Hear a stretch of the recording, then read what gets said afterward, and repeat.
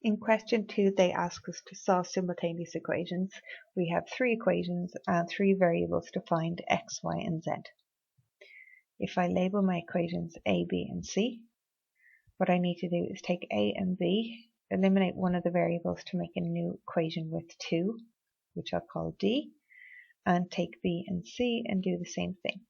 So my 2 new equations I'm going to label D and E.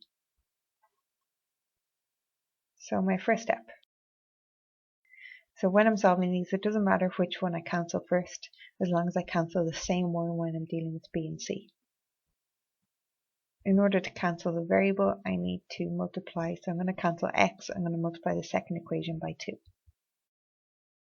Once you know the method, this question is fairly straightforward to solve.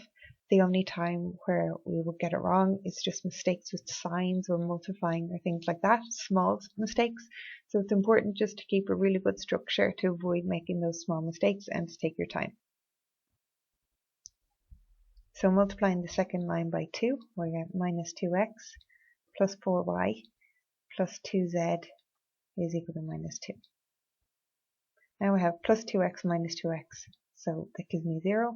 3y plus 4y gives me 7y, minus 4z plus 2z minus 2z, minus 11 minus 2 gives me minus 13. So this is my new equation with 2 variables, and I'm just going to label it D. You don't have to label it A, B, C, D, and E, but it's just easier to kind of keep track of the question, I think, when you do. So now taking B and C and doing the same thing. This time I don't need to multiply either equation by anything because I have minus x and plus x. So now I have my 2 new equations. So taking my 2 new equations with 2 variables y and z, I'm going to repeat the same kind of method in order to eliminate one variable, find the other one, and then move on from there. So with my 2 new equations, I'm going to cancel z by multiplying the top line by 2. And the bottom equation is just staying the same. So y is therefore equal to minus 1. Now we really just work backwards from here.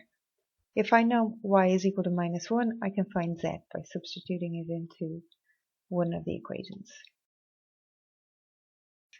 So z is equal to 3.